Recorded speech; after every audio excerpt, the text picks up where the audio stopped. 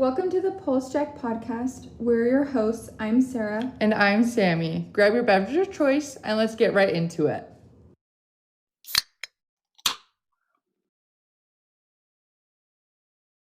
Welcome back, you guys. Yay! So excited to be here. We have such a good episode planned. Yes, and we're back together again. This is so exciting. I just took a little break from mental health. Yeah. So important, and it's you guys. important. It's a priority, which we all need. Yes. Okay, Sarah, anything crazy that you drank today? What have you been drinking today? I drink my little Alani, but I also have been drinking these sugar-free Jolly Rancher drink mixes. They're so good. And I just had one. Yeah. Fire, guys. Yes. And I'm not even kidding. I did drink my entire 32 ounce that it was in already. Good. Yeah. This is gone, Sarah. It's gone. That's it. Yeah, so shout out. I had the watermelon flavor, but all of them, they taste just like a Jolly Rancher, but they're sugar-free. Oh. So, perfect. Shout out to Jolly Rancher. What about you, Sammy? Did you have an energy drink? I did. I did have an Alani today, and it was the orange one. Yeah, classic. Also, haven't had it in a long time. So, it was kind of like I don't know, reminiscing. Like a reunion. Yeah. Perfectly fun. We're not addicted, I swear. No, maybe. No, just a little. Just a little bit. Hey, it's a healthy addiction. Yeah. At least we're not addicted to drugs. Is that what you're going to say? There's definitely worse things to be addicted to. So yeah. Speaking of, though, Sarah, anything crazy that has gone on for you this week? Yeah, actually, this happened outside of the hospital. Mm-hmm. I was driving to work yesterday. I was on the phone with my husband because he's in Texas. And shout out, Jaime. The hospital within my view, it's like maybe 1 minute away. It's one traffic light away. Mm-hmm. I look over. I see this kid in the middle of the intersection laying down on the ground. His foot is like bent super weird. He has like this e-bike that's not like, it's like a few feet away from him. His helmet's by the e-bike. Mm-hmm. And I'm like, I have to pull over. I didn't have to, but I was so worried about his head. I made an oath. I was like, what if he hit his head? Yes. And the neuro nurse in me is like, yeah. Oh my gosh, he needs his head CT immediately. Yes. Don't touch him though, because what about his spine? Spine. Anyway, so I literally just pull over and I don't even know what I'm thinking. I'm like, am I going to be late to work? Doesn't matter. I just need to make sure he's okay. He's like this kid. So I just pull over and I walk up to him and I was like, are you okay? And he said, no, I think I broke my leg. And I mean, his leg was pretty bent. So you're like, yeah, it looks like it. And there was like two cars that were like stopped in the, kind of by the intersection. Mm-hmm. And there's like two adults. Anyways, like one of them's on the phone. And so I was like, well, the hospital's right there. Have you called 911? Like, do you need help getting to the hospital? And one of the adults he said, oh, like I've called. We're okay. We're like, we have help. Yeah. So I was like, okay, just like make sure you get over there. Mm-hmm. And then I get back in my car and I go to work. And like we end up finding out that he does go to our ED. Oh. So crazy. Yeah. Sir, you saved a life. Yeah, and I did not save a life whatsoever. I don't even know if I should have stopped, but yeah. I was on my way to work. I should have been dude, just get in my car. Yeah, I'll bring you. I'll save you the ambulance. I'll bring you to the he had to pay $10,000. Yeah, that's what literally I was thinking about that. I was talking to one of the nurses on the floor last night about that. I was like, man, I should have just said, those trips are crazy. We're 1 minute away. Yeah. I'll drop you right out the front door at the ED. But also you were thinking I gotta punch in soon. Exactly. Yeah, I looked at my clock. I gotta get to work. I clocked at 5:53. So I wasn't even late. So blessings. Right. For those who don't know, we can only clock in 7 minutes early. Me and Sarah clock in 5:53 every time. Yes. So we were always punctual on that. Good job, Sarah, though. That is so good. What about you? Crazy stories. This is my favorite. This is my favorite story ever, actually. Actually, this story makes me sound kind of selfish because you'll find out. You'll find out. Foreshadowing. Anyways, so one night, it was actually a very busy night. And before I got to that shift, in my head, I was like, tonight, you know what? I'm going to treat myself to a tuna melt. And you're just thinking about this tuna melt. You're excited for it. The whole time. And for those who don't know, our cafeteria closes 2 a.m. sharp. They will not let you get nothing after 2 a.m. Yeah, they're like, oh, I got to get home. Okay, totally understandable. Yeah, so these people's got families. I get it. Anyways, though, the entire shift, I am busting my butt. That shift was crazy. I get an admit. I'm crazy busy. My charge, she was like, I love her, but it's like 1:30, and I was totally walking around supervised the whole time, and she goes, Sammy, you're getting a charge. And I did not have my my admit. Yeah. I'm getting my admit. And I did not have my tuna melt yet, okay? And I was like, that's okay. Like, that's fine. That's totally fine. Brownie, but sure. For real. But anyways, my admin gets there. I get them all settled. I do my assessment very thoroughly, I will say. And it's like 1:50 a.m. sharp.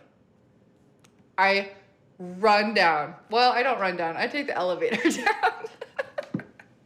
I take the elevator down to the first floor.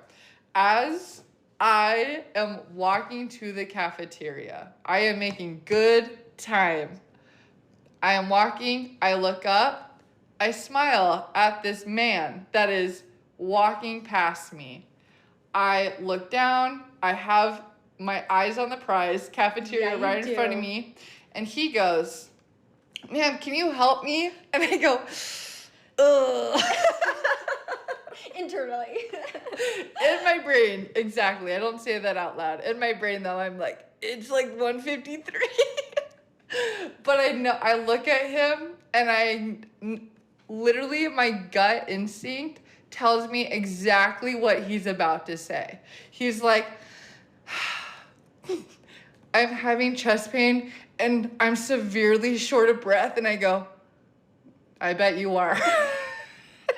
I have a place for you. I have a great place for you. I go, do you know where the ER is? And he goes, yeah, I've been driving like all around and I couldn't find it. And I'm like, you know what? I'll walk you over there. It's not close by. It's not close by, but it's close enough. I'll walk him over there. But then we take a couple steps and he goes, I feel like severely distressed, obviously. He goes, I feel like I'm about to pass out. And I go, I go, okay, yeah, let me find you a wheelchair. I'll find you a wheelchair and I'll bring you. And I'm looking around, guys, God answered my prayer. I'm looking around, there is a wheelchair, one wheelchair in the whole hallway. And you know where it's at? Right outside the men's restroom. And I think that it was strategically put there because someone in the men's restroom was using it. However, I didn't care about that person in the moment because I did snatch that wheelchair. I put that patient, wasn't my patient. I don't know why I said my patient. Put that patient on there, brought him right to the ER, okay? I get to the ER. I say, hey, so-and-so, having shortness of breath, chest pain. I just bumped into him while I'm going down for lunch. The very first thing that these people say is, I'm so sorry that this interrupted your lunch. In front of the guy? Yes. Oh, no. And I go, no, it's totally okay. Please take him back. Just help him. Yeah, please just take him back. Yeah. Also found out the entire time I was talking to him, I was saying his name completely wrong. That's okay. Wasn't it like pretty? It was so similar. It was so similar. Oh, yeah, totally but anyways, it's 1:57, you guys. I don't even take that wheelchair back to the men's restroom. I sprint. I forgot. Oh, so good. I sprint to the cafeteria and I get that tuna melt. I get it. The prize. And I was so happy. And then I get the tuna melt, I run upstairs, and I'm like charting, and I like, my charge comes over, she goes, hey, like, how's it going? I go, I just had to bring someone to the ER. And she looks them up, and they end up getting put into the ICU because of their chest pain. He definitely had a heart attack for sure. But like, it's okay. It is what it is. Sammy literally saved a life. Someone, if they had waited, they could have found him on the floor passed out. Seriously. I was like, oh my gosh. Saved him. Yeah. And I was like, I don't know why when I looked up at him and smiled, I couldn't tell that he was distressed. Yeah. I could tell that he was in distress. And that's a big But I sign. didn't even think about it. Yeah. And then he like asked me for help. And you know what? I genuinely think God put the idea for a tuna melt in my brain at that specific time and needed an admit at that time so then I could bump into this guy. Like right and within it was that time frame. Perfect. And then whoever needed to use a men's restroom. See, everything lines up. Maybe he was, you know what? I think it worked out perfectly. I bet someone else, it's okay. Yeah, it's okay though. But anyways, into our topic for today. Sarah, give me your we'll do top 2 favorite sweet treats. Oh, this is good. My top, I would say probably my number 1 is any sort of Ninja Creamy that I make. Gosh, because it's so fun to mix everything up, like change it up, like different protein powder, different sugar-free Jell-O pudding packet, and then the little mix-ins. And then it's like the anticipation of waiting overnight for your sweet treat. Oh. Like that you had to plan out. And my mouth is watering.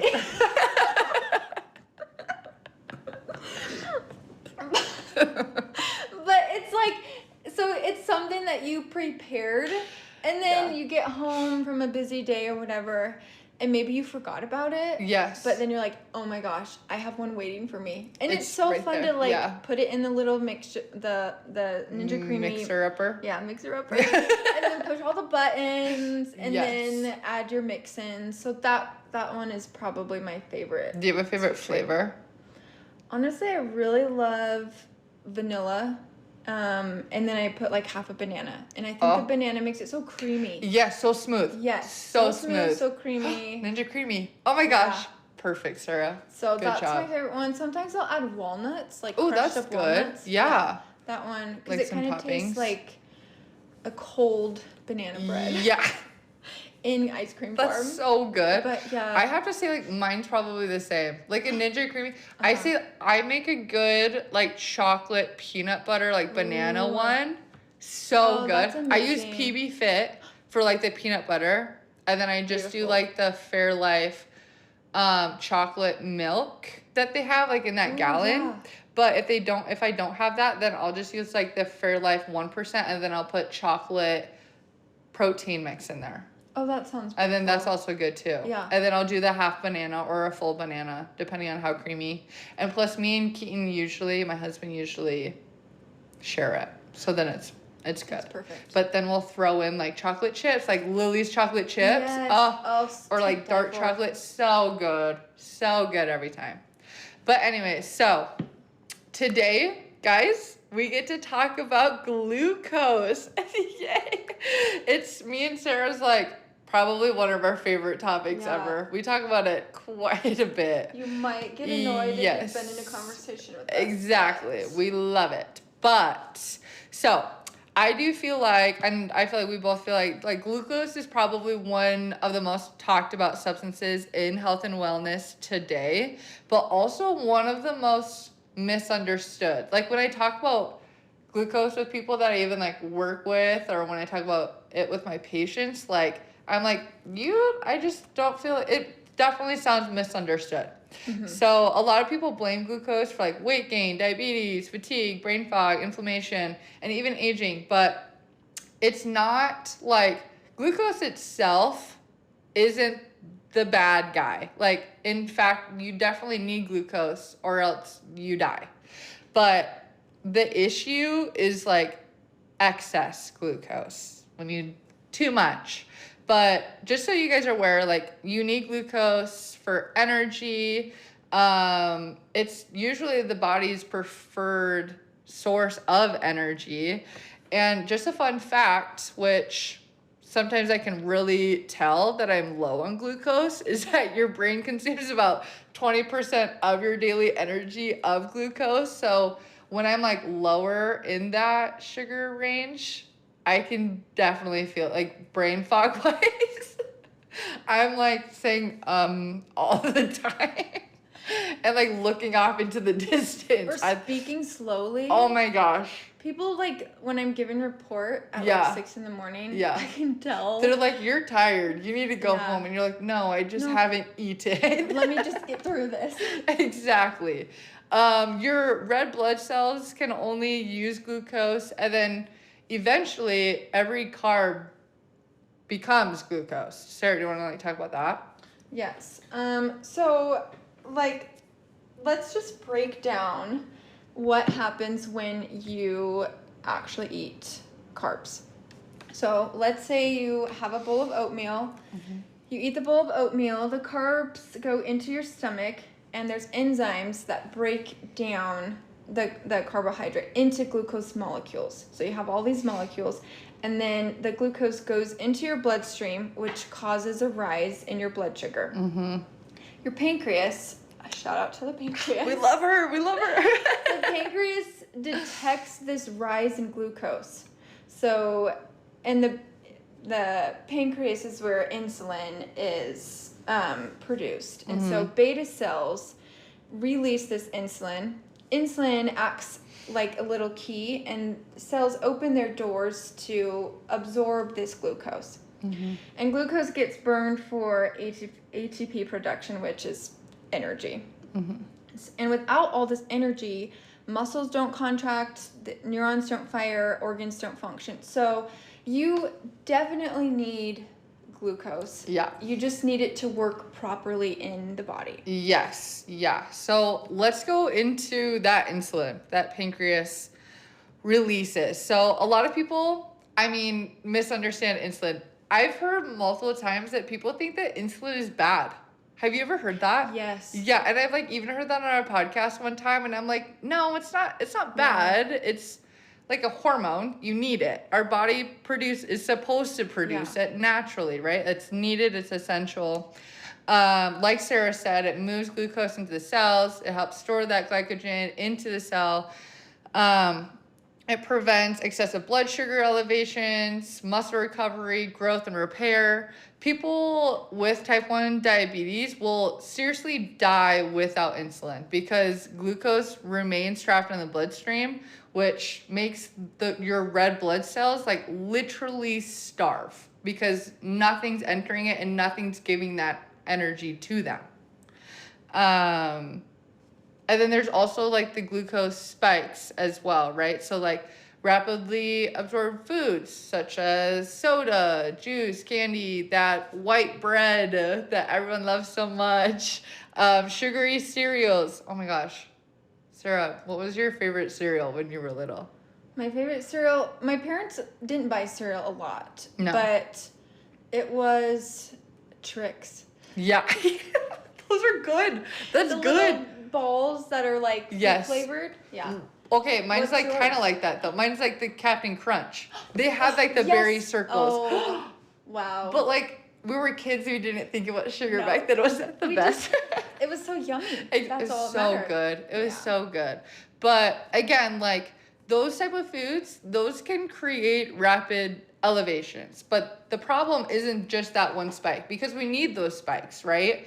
But the problem is those repeated spikes that then become the repeated insulin surges, which then becomes insulin resistance, type 2 diabetes, or metabolic dysfunction. So do you want to talk about the insulin resistance?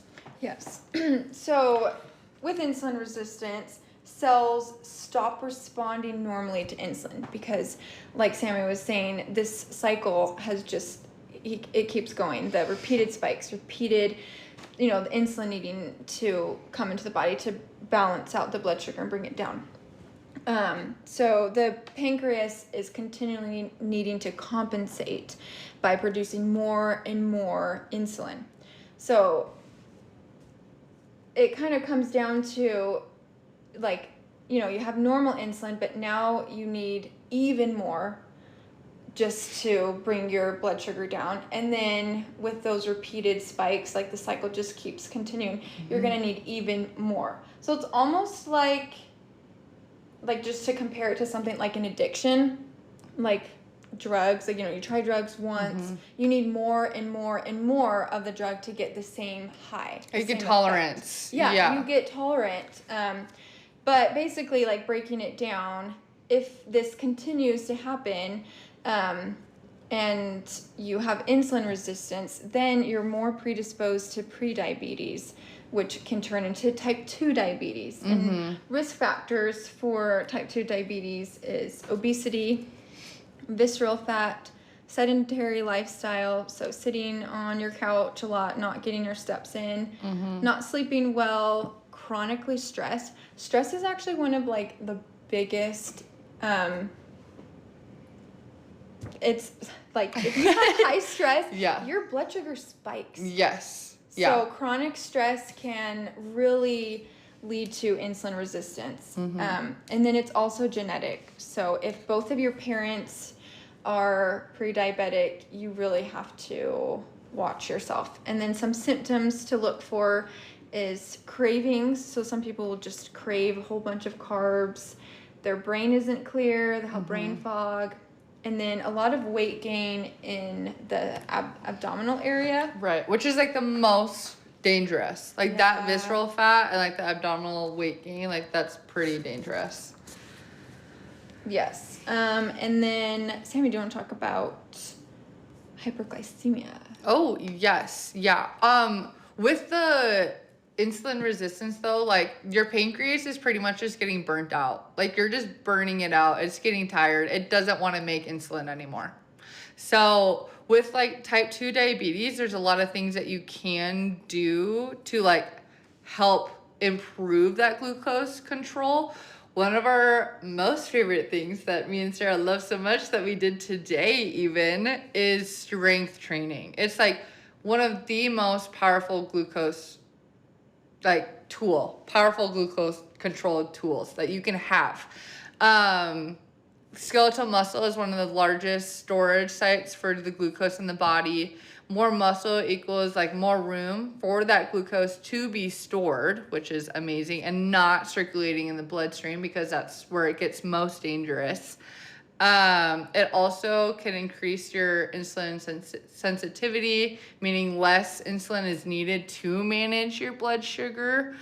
And I guess, like, people with more muscle mass generally have better metabolic health anyways, so that's a lower rise of type 2 diabetes.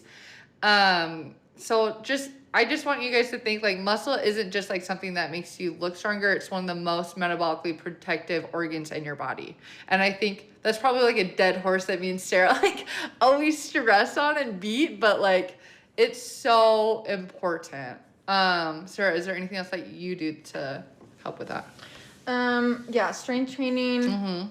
Because it also doesn't stress your body out as much as, like, high intensity cardio. Right. Because stress, like, raises your blood sugar. So weightlifting is not stressing your body out as much as it's not like an intense form of cardio. But another thing I do is walking. So I try to walk after almost every meal. That's, like, something that's super important, because it's one of the simplest things you can do to balance out blood sugar spikes, because you eat something and then you just get up and move. And it doesn't have to be long, like 15-minute walk.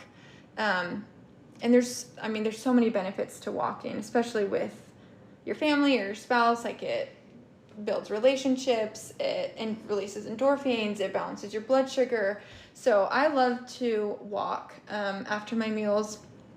And then another thing that I always try to think about is pairing protein with carbs.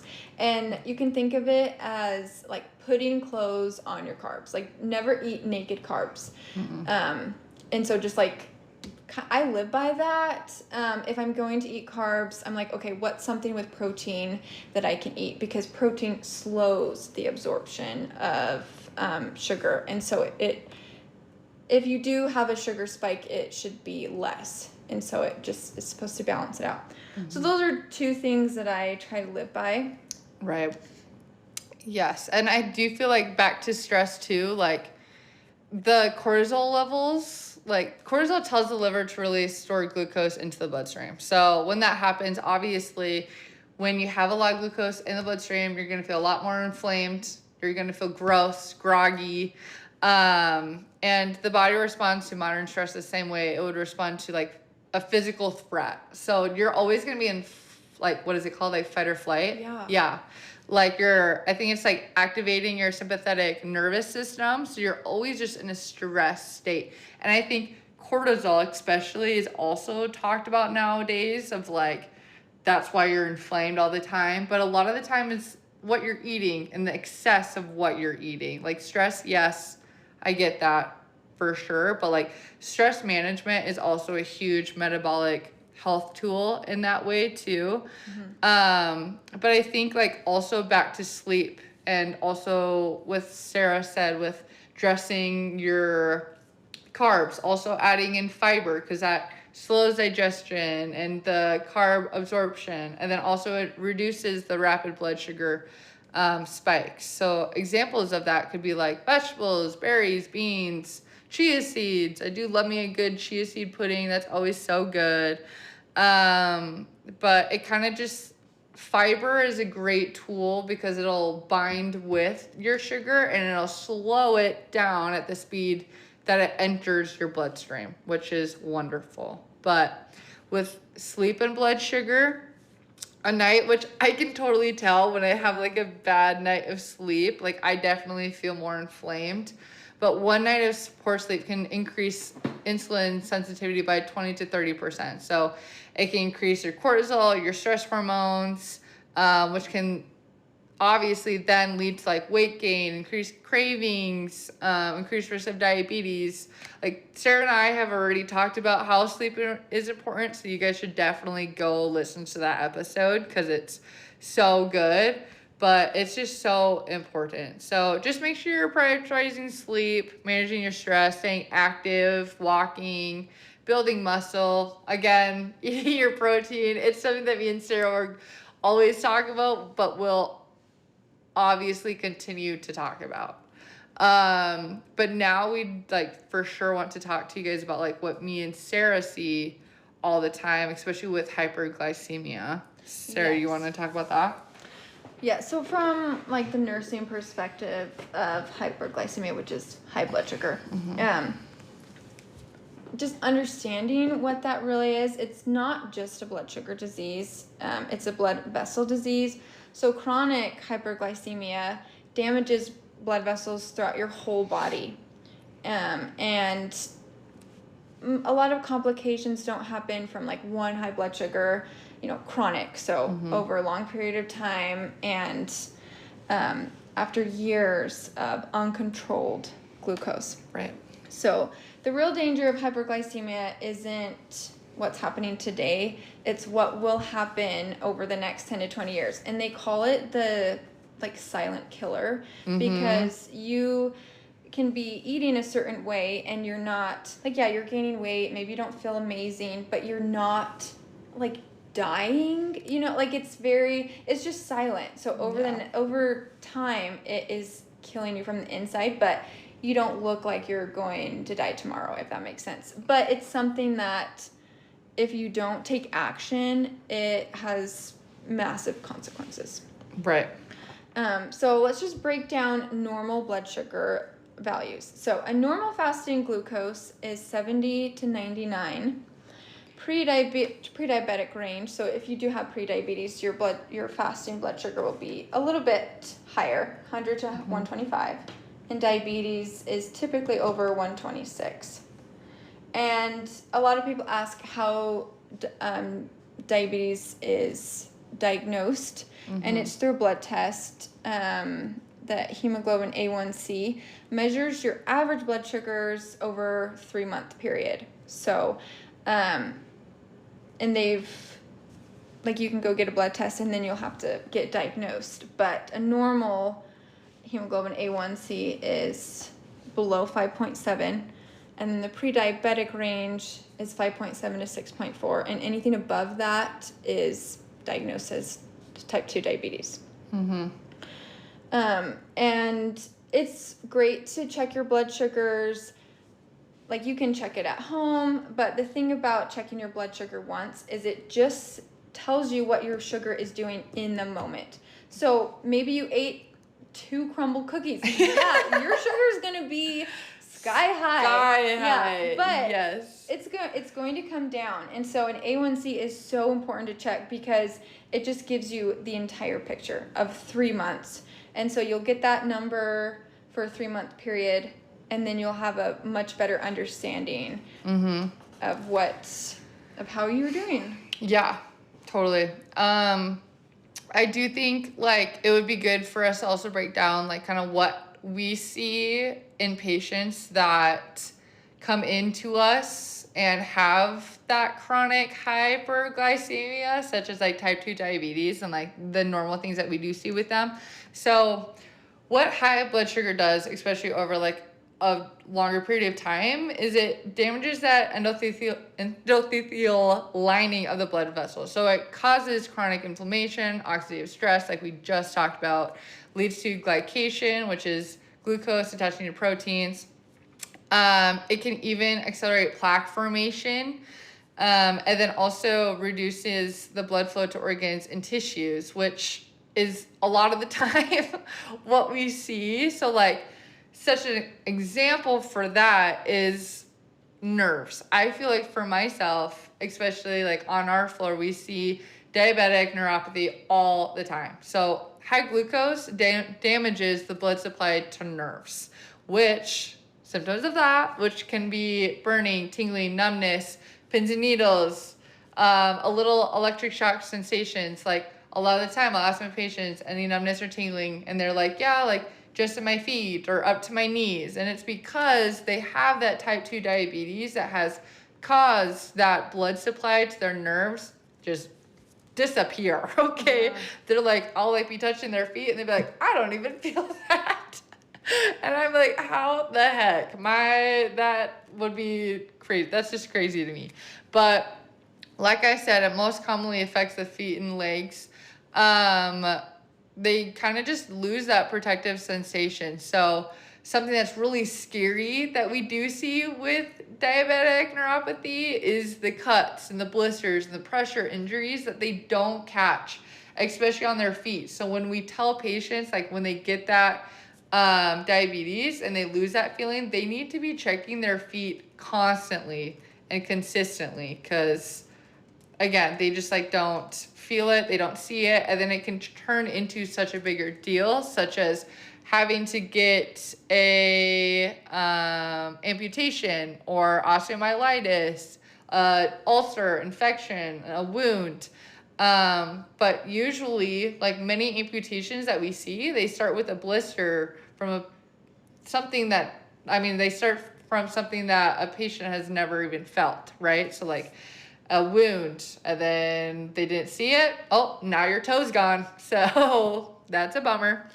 And then a lot of the time too, like diabetic nephropathy, that is also like a leading cause of kidney failure in the US. It's high glucose can damage the tiny filtering units in our kidneys, and it usually makes the kidneys overwork. So they hyperfiltrate, meaning you're going to be peeing a ton, or you're going to have to get dialysis or a kidney transplant, and increase in creatinine or protein in the urine. Never good, by the way. But yeah, so a lot of the time, like, patients are shocked that their diabetes was the reason for their kidney disease, is what I've seen. And it's crazy, like, if you can actually think about, your whole body needs blood supply. Yeah. So just think, your whole body, the vessels in your body are not, the blood flow is less. And so just think your whole body needs blood flow, and your blood flow has been restricted. So that's why with like patients, you know, they got a cut and they didn't even know about it. No. And they, you know, they can't feel that area. And wound healing is also significantly decreased with diabetes because the blood flow and nutrients can't get to that wound as effectively. And then also your white blood cells over time are also, their ability to fight infection is also impaired. So yeah, just think like diabetes really, like Sammy was saying, it affects your entire body, and patients, I don't think people think that. No. I think they just, for the, like, I'm not putting, you know, I'm not stereotyping, but I just think the general public think that, one, that insulin is not a hormone, it's a medication, and it's bad, like you said, and then it's also, a lot of people think insulin makes you gain weight. And then they don't understand that diabetes affects your entire body. So right, yeah. So like Sarah said, it affects your kidneys, your eyes, nerves, heart, brain. Every organ relies on like a healthy blood vessel. So if you're having that increase of glucose all the time, you're not going to have healthy blood vessels, and there's going to be plaque formation, and it's just, everything's just going to die off slowly. That's why it's a silent killer, because over time you're just not getting the nutrients that your body needs. Yeah, exactly. Well, I think it would be bad for us to talk about like hyperglycemia without talking about hypoglycemia. So with hypoglycemia is when the blood sugar drops too low. So something with that is like, you can live with high blood sugar for years, but severe low blood sugar is what like kills you in minutes. Yeah, okay. Literally. I think like, oh my gosh, remember that story I told you about when I came on shift and my patient, their blood sugar was at like 50 and they were literally in a coma state. Yeah. Like state. Like I had to sternal rub them. And I was like, okay, 12.5 injection, dextrose injection right now. And then as soon as I gave that to them, they like arose. It's crazy. I was like, wow, I have cured you. See, sugar is not like, the enemy. No, it's not the enemy, okay? And especially in that point. But yes, hyperglycemia causes damage over years, but hypoglycemia is, like I said, life-threatening. So your brain depends heavily, and is very limited on energy reserves. So what is hypoglycemia? Like Sarah said, it's anything below 70. So the lower blood sugar, the more severe the symptoms. So something that you could see with that, like what I see with low blood sugar is like I get intense brain fog. And I'm, like Sarah said, speaking slowly, can't form a thought, okay? Something that can cause something like that is like too much insulin. That's why like we are triple checking our insulin whenever we grab it. Like we're making sure we're grabbing the right amount of units, we're giving it to the right patient, like yada yada yada. Skipped or delayed meals, excessive exercise, like an illness can cause it. Certain diabetes medications such as metformin, I feel like that's probably one of the most famous ones. But what happens in the body with that is automatically can, I guess, activate the fight or flight response that I talked about before. So adrenaline gets released, or epinephrine, or cortisol, glucagon, everything like that. It's rapidly released blood sugar to help protect that brain, right? So like something with that is you can notice like some shaking, sweating, anxiety, jitteriness, hunger, that tachycardia or an increase in heart rate, dizziness. I definitely see dizziness. Like Sarah, do you ever stand up during a shift that you like haven't eaten and you like start to black out almost? Like you start seeing stars. You're like, I haven't eaten yet.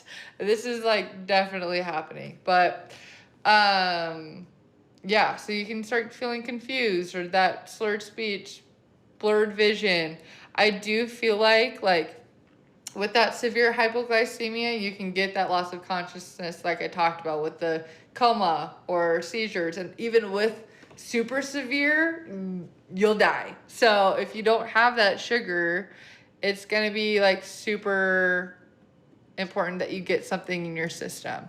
So a lot of like, what do you commonly see, Sarah, with our patients or like any patients with hypoglycemia? Well, I had a patient that was super hypoglycemic. She came up to us with like a blood sugar of 48. And I was like, oh my goodness. And she was so irritated. Yeah.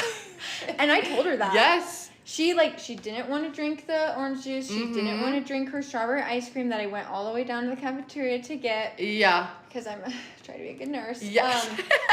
She was like so irritable. And I told her like that's one of the symptoms. She was dizzy. So dizziness is a big one. Right. Headache, fast heart rate, like everything you said basically. But like anxiety too. Some people think they're having a panic attack, but it's literally because they haven't eaten. Yeah. And I think a lot of... They're hangry. Yeah. That's like hangry is... Yeah. Let me check your blood sugar real quick. It's a real thing. And then they're even more mad because they're poking. Yes. Poking them. You're like, fine. You're like, But I do remember one time I walked with one of the nurses. We walked like 4 miles and we were cooking. Like we were walking like 15-minute miles. This was on our break. And I finished, and my blood sugar must have been so low. I was not okay. But someone, got me a cheese stick, and I, literally just sat down on the ground for a sec. And, we were so pale. Yeah. But, so, hypoglycemia is... dangerous. Yeah, dangerous. And, for real, it's so... Yeah. It can be genuinely scary. Yeah. But, I mean, honestly, like what Sarah said... A lot of the symptoms that you might be experiencing, such as the anxiety or yada, yada, yada, you might just need to get a little something in your system. But with, the most severe causes that we see, my patient that, again, was in a coma slightly because she was not reacting too much, we can give, the IV dextrose. But usually, you just want a fast digesting... sugar. If they're awake and they're alert, we can just give them a treat, or we can give them the orange juice like you talked about, which is super a quick thing. So pretty much just to wrap that up is sure, hyperglycemia, dangerous. We all know how dangerous it is, especially over a long period of time, but that's exactly what it is dangerous over a long period of time. But hypoglycemia is a sprint. You want to get help quick because that can get dangerous super fast. And think about all the body systems that you have. They all need sugar. So you're something that you're constantly burning. So you need something to fix that really fast. Sarah, what do you think about GLP-1 medications? So people ask me this all the time, actually. Yeah. They, want my opinion, and everyone has an opinion on it. But I think it is a really important tool. Oh. But it is not... Tool in the toolbox. Yes. It's a tool in your toolbox, but it cannot be the main... It can't be the main tool. And it can't be okay, I'm going to take this, but... I don't need to worry about what I'm eating. I don't need to weight lift. I don't need to walk. It's not a quick fix. It will destroy your body if you see it as an escape or as okay, I just want to lose weight. You have to have a healthy mindset. So that's my opinion, and I will die on that hill. Yeah. I think it is a good tool, but you have to use it with caution, and you have to use it for the right reasons. Right. Yeah. I do think exactly what you said, it is a tool in the toolbox for sure. But I do just by the research alone, people have found out that the weight that a lot of people are losing is 50% muscle mass because they're not lifting weights, they're not eating, period, but they're also not eating protein. So that's what's going to keep up your muscle mass. And I do understand though, with that tool in the toolbox, it has definitely changed a lot of people's lives, for sure. And I'm not going to disregard that. That has changed a lot of people's lives.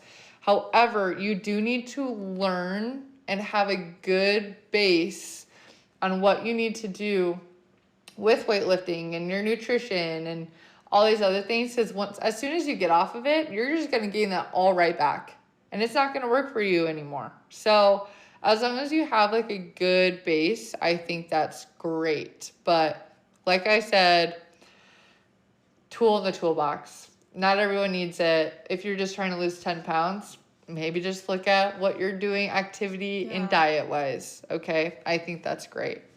I do think it's sad that we see a lot of like celebrity figures going towards this. And I just hope the best for them, and I want them to just get healthy. For sure. But, you know, normal, everyday people like us. Yes. Like you said, sometimes it can feel frustrating if you do just want to lose like 10, 15 pounds. But putting in the work is so worth it. Like, yes, if you need to take GLP-1s, do that. But just... And how gratifying. Yeah. Like, how gratifying that you did it yourself, you know? Yeah. And you built that work ethic, and that work ethic will stay with you. Yes. Because like Sammy said, if, you know, you take the medication, you don't change any behavior. Yeah. You get off the drug, all the weight's going to come back, and it's not muscle you're getting back. Like, you lost all that muscle, and so, yes, it's a great tool, but please take it for the right reason. Create a plan. Like, make it work for you if you want to take that.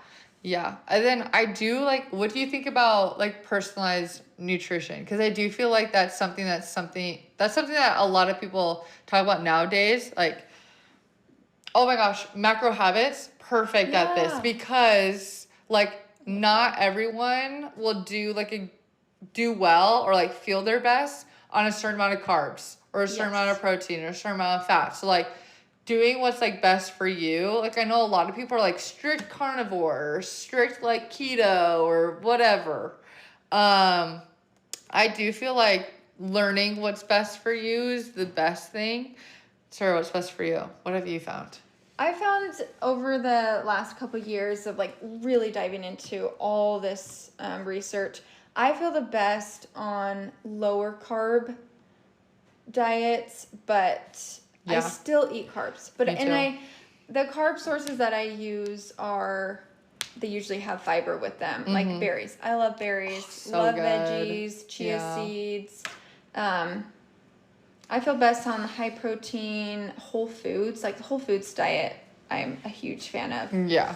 But I get that. That's same here. Like the low carb, definitely feel best, like high protein, just because I do feel like carbs make me have even more brain fog. Like I feel better when I don't have that, and I just like my stomach isn't bloated, and it just feels better in that way.